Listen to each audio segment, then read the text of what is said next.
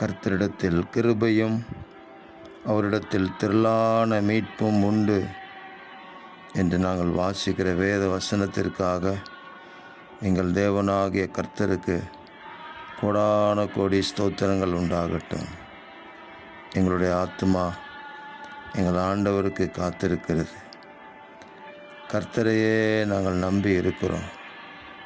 உம்முடைய கிருபை ஒவ்வொரு நாளும் எங்களை சூழ்ந்து கொள்ளட்டும்.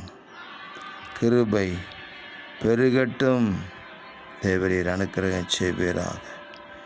உங்களுடைய திரளான மீட்பு எங்களை பாவம், சாபம், பிசாசினுடைய தந்திரங்கள், மனுஷருடைய எல்லா சூழ்ச்சிகளுக்கும் எங்களை நீங்களாக்கி தப்பிவிப்பதாக.